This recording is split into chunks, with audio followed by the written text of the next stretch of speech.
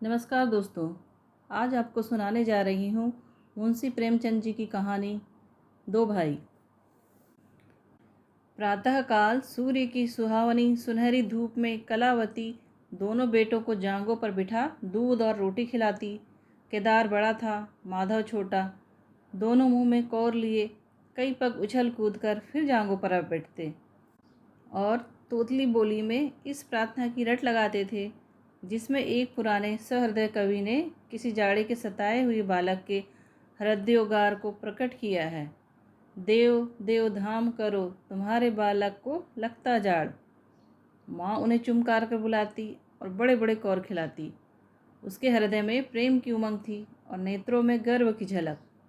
दोनों भाई बड़े हुए, साथ साथ गले में बाहें डाले खेलते थे। केदार की बुद्धि चुस्त थी, माधव का शरीर। दोनों में इतना स्नेह था कि साथ साथ पाठशाला जाते, साथ साथ खाते और साथ ही साथ रहते थे।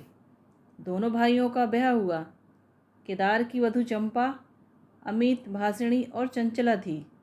माधव की वधू श्यामा सांवली, सलोनी, रूपराशि की खान थी। बड़ी ही मृदुभाषिणी, बड़ी सुशीला और शांत स्वभाव थी।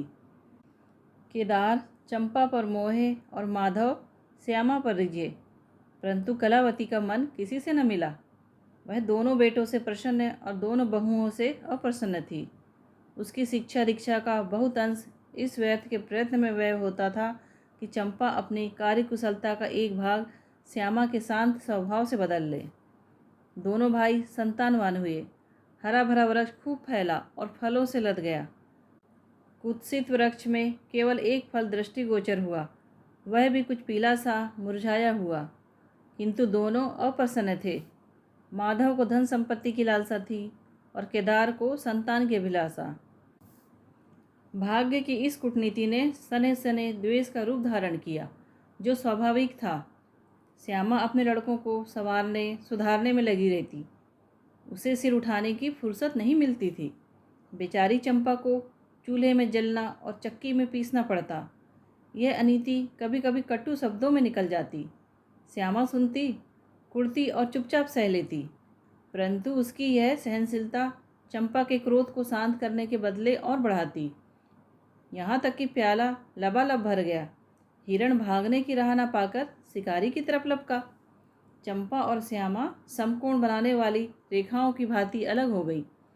उस दिन एक ही घर में दो चूल्हे जले, परंतु भाइयों ने दाने की सूरत न देखी और कलावती सारे दिन रोती रही। कई वर्ष बीत गए। दोनों भाई, जो किसी एक समय एक ही पालती पर बैठते थे, एक ही थाली में खाते थे और एक ही छाती से दूध पीते थे, उन्हें अब एक घर में, एक गांव में रहना कठिन हो गया। परंतु कुल की साख में बट्टा न लगे, इसीलिए ईर्ष्या और द्वेष की धधकती हुई आग को राख के नीचे दबाने की व्यर्थ चेष्टा की जाती थी। उन दोनों ने अब भातृ स्नेह न था, केवल भाई के नाम की लाज थी। माँ भी जीवित थी, पर दोनों बेटों का वैमनस्य देखकर आंसू बहाया करती। हृदय में प्रेम था, पर नेत्रों में अभिमान न था। कुसुम वही था, परंतु वह छटा न थी। दोनों भाई जब लड़के थे, तब एक को रोते देख दूसरा भी रोने लगता था। तब वह नादान, बेसमझ और भोले थे। आज एक को रोते हुए देख दूसरा हंसता और तालियां बजाता। अब वह समझदार और बुद्धिमान हो गए थे। जब उन्हें अपने पराये की पहचान न थी, उस समय यदि कोई छेड़ने के लिए एक को अपने साथ ले जाने की धमकी देता, तो दूसरा जमीन पर लौट जाता और उस आदमी का कुर्ता पकड़ लेता। अब यदि एक भाई को मृत्यु भी धमकाती, तो दूसरे के नेत्रों में आंसू न आते। अब उन्हें अपने पराये की पहचान हो गई थी। बेचारे माधव की दशा शोचनीय थी। खर्च अधिक था और आमदनी कम। उस पर कुल मर्यादा का निर्वाह। हृदय चाहे रोए पर होंठ हंसते रहे। हृदय चाहे मलिन हो पर कपड़े मैले न हो। 4 पुत्र थे, 4 पुत्रियां और आवश्यक वस्तुएं मोतियों के मोल। कुछ पाइयों की जमींदारी कहाँ तक संभालती। लड़कों का ब्याह अपने वश की बात थी, पर लड़कियों का विवाह कैसे टल सकता। 2 पाई जमीन पहली कन्या के विवाह में भेंट हो गई।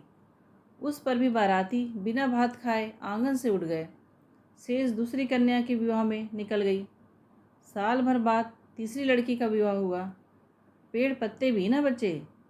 हाँ, अब भी डाल भरपूर थी, परंतु दरिद्रता और धरोहर में वही संबंध है जो मांस और कुत्ते में।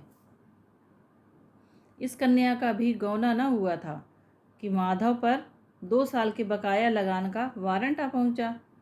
कन्या के गहने गिरवी बंधक रखे गए, गला छूटा। चंपा इसी समय की ताक में थी, तुरंत नए नातेदारों को सूचना दी, तुम लोग बेसुध बैठे हो, यहाँ गहनों का सफाया हुआ जाता है। दूसरे दिन एक नाई और 2 ब्राह्मण माधव के दरवाजे पर आकर बैठ गए। बेचारे के गले में फांसी पड़ गई। रुपये कहाँ से आवे? न जमीन, न जायदाद, न बाग, न बगीचा। रहा विश्वास, वह कभी का उठ चुका था। अब यदि कोई संपत्ति थी तो केवल वही 2 कोठरियाँ जिसमें उसने अपनी सारी आयु बिताई थी, और उनका कोई ग्राहक न था। विलंब से नाक कटी जाती थी। विवश होकर केदार के पास आया और आंखों में आंसू भरे बोला, भैया, इस समय मैं बड़े संकट में हूँ, मेरी सहायता करो। केदार ने उत्तर दिया, मधु, आजकल मैं भी तंग हो रहा हूँ, तुमसे सच कहता हूँ। चंपा अधिकारपूर्ण स्वर से बोली, अरे तो क्या इनके लिए भी तंग हो रहे हैं? अलग भोजन करने से क्या इज्जत अलग हो जाएगी? केदार ने स्त्री की ओर कनखियों से ताक कर कहा, नहीं नहीं, मेरा यह प्रयोजन नहीं था। हाथ तंग है तो क्या, कोई ना कोई प्रबंध किया जाएगा। चंपा ने माधव से पूछा, 5-20 से कुछ ऊपर ही पर गहने रखे थे ना? माधव ने उत्तर दिया, हाँ, ब्याज सहित कोई 125 रुपये होते हैं। केदार रामायण पढ़ रहे थे, फिर पढ़ने में लग गए। चंपा ने तत्व की बातचीत शुरू की। रुपया बहुत है, हमारे पास होता तो कोई बात न थी, परंतु हमें भी दूसरे से दिलाना पड़ेगा, और महाजन बिना कुछ लिखाए पढ़ाए रुपये देते नहीं। माधव ने सोचा, यदि मेरे पास कुछ लिखाने पढ़ाने को होता तो क्या और महाजन मर गए थे? तुम्हारे दरवाजे पर आता क्यों?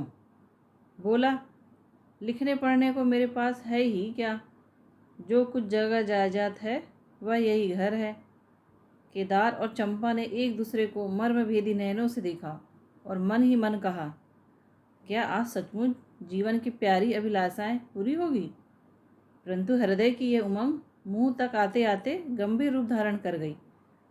चंपा बड़ी गंभीरता से बोली, घर पर तो कोई महाजन कदाचित ही रुपया दे, शहर हो तो कुछ किराया ही आए, पर गंवाई में तो कोई सेंध में रहने वाला ही नहीं, फिर साझे की चीज ठहरी। केदार डरे कि कहीं चंपा की कठोरता से खेल बिगड़ न जाए और बोले, एक महाजन से मेरी जान पहचान है, वह कदाचित कहने सुनने में आ जाए।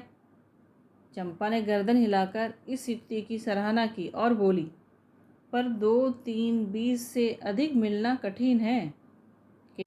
केदार ने जान पर खेल कर कहा, अरे बहुत दबाने पर 4-20 हो जाएंगे, और क्या।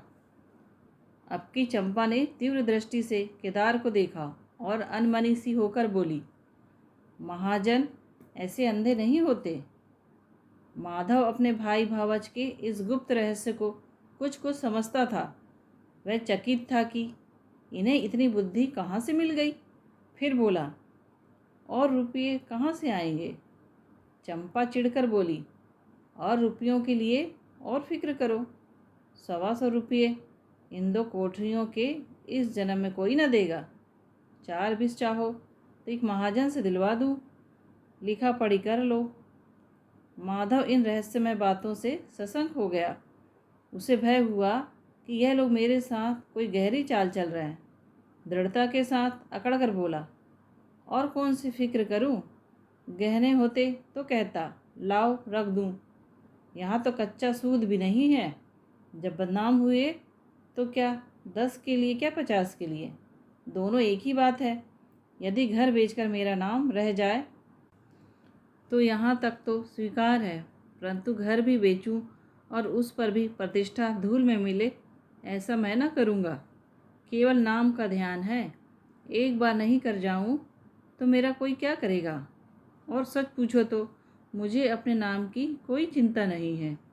मुझे कौन जानता है, संसार तो भैया को हंसेगा। केदार का मुंह सूख गया। चंपा भी चकरा गई। वह बड़ी चतुर वाक्य निपुण रमणी थी। उसे माधव जैसे गंवार से ऐसी दृढ़ता की आशा न थी। उसकी ओर आदर से देखकर बोली, लालू, कभी कभी तुम भी लड़कों की सी बातें करते हो। भला इस झोपड़ी पर कौन 100 रुपये निकाल कर देगा? तुम 125 के बदले 100 ही दिला लो। मैं आज ही अपना हिस्सा बेचती हूँ, उतना ही मेरा भी तो है। घर पर तो तुमको वही 4-20 मिलेंगे। हाँ, और रुपयों का प्रबंध हम आप कर देंगे। इज्जत हमारी तुम्हारी एक ही है, वह न जाने पाएगी। वह रुपया अलग खाते में चढ़ा लिया जाएगा। माधव की इच्छाएं पूरी हुई। उसने मैदान मार लिया। सोचने लगा, मुझे तो रुपयों से काम है, चाहे 1 नहीं 10 खाते में चढ़ा लो। रहा मकान, वह जीते जी नहीं छोड़ने का। प्रसन्न होकर चला। उसके जाने के बाद केदार और चंपा ने कपट भेष त्याग दिया और बड़ी देर तक एक दूसरे को इस कड़े सौदे का दोषी सिद्ध करने की चेष्टा करते रहे। अंत में मन को इस तरह संतोष दिया कि मोहन बहुत मधुर नहीं किंतु भर कठोर तो है। घर, हाँ, देखेंगे कि श्यामा रानी इस घर में कैसे राज करती है। केदार के दरवाजे पर 2 बैल खड़े हैं। इनमें कितनी संग शक्ति, कितनी मित्रता और कितना प्रेम है। दोनों एक ही जुए में चलते हैं, बस इनमें इतना ही नाता है। किंतु अभी कुछ दिन हुए जब इनमें से एक चंपा के मायके मंगनी गया था तो दूसरे ने 3 दिन तक नाद में मुंह नहीं डाला। परंतु शोक, एक गोद के खेले भाई, एक छाती से दूध पीने वाले आज इतने बेगाने हो रहे हैं कि एक घर में रहना भी नहीं चाहते। प्रातःकाल था। केदार के द्वार पर गांव के मुखिया और नंबरदार विराजमान थे। मुंशी दाता दयाल अभिमान से चारपाई पर बैठ रेहन का मसविदा तैयार करने में लगे थे। बार बार कलम बनाते और बार बार खत रखते, पर खत की शान न सुधरती थी।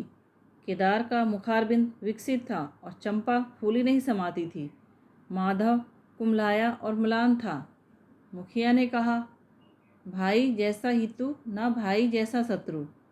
केदार ने छोटे भाई की लाज रख ली। नंबरदार ने अनुमोदन किया, भाई हो तो ऐसा हो। मुख्तार ने कहा, भाई सपूतों का यही काम है। दाता दयाल ने पूछा, रेहन लिखने वाले का नाम? बड़े भाई बोले, माधव वल्द शिवदत्त। और लिखाने वाले का? केदार वल्द शिवदत्त। माधव ने बड़े भाई की ओर चकित होकर देखा। आंखें डबडबाई। केदार उसकी ओर न देख सका। नंबरदार, मुखिया और मुख्तार भी विस्मित हुए। क्या केदार खुद ही रुपया दे रहा है? बातचीत तो किसी साहूकार की थी। जब घर ही में रुपया मौजूद है तो इस रहननामे की आवश्यकता ही क्या थी? भाई भाई में इतना अविश्वास! अरे राम राम, क्या माधव 80 रुपया का भी महंगा है? और यदि दबा ही बैठता तो क्या रुपये पानी में चले जाते? सभी की आंखें इशारों द्वारा परस्पर बातें करने लगी। मानो आश्चर्य की अथाह नदी में नौकाएं डगमगाने लगी। श्यामा दरवाजे की चौखट पर खड़ी थी। वह सदा केदार की प्रतिष्ठा करती थी, परंतु आज केवल लोक रीति ने उसे अपने जेठ को आड़े हाथों लेने से रोका। बूढ़ी अम्मा ने सुना तो सूखी नदी उमड़ आई। उसने एक बार आकाश की ओर देखा और माथा ठोक लिया। अब उसे उस दिन का स्मरण हो आया जब ऐसा ही सुहावना सुनहरा प्रभात था और 2 प्यारे प्यारे बच्चे उसकी गोद में बैठे हुए उछल कूद कर दूध रोटी खाते थे। उस समय माता के नेत्रों में कितना अभिमान था, हृदय में कितनी उमंग और कितना उत्साह। परंतु आज आज नयनों में लज्जा है और हृदय में शोक संताप। उसने पृथ्वी की ओर देखकर कातर स्वर में कहा, हे नारायण, क्या ऐसे पुत्रों को मेरी ही कोख में जन्म लेना था? दोस्तों, कहानी सुनने के लिए धन्यवाद। प्लीज़ लाइक कीजिए, शेयर और सब्सक्राइब कीजिए। धन्यवाद।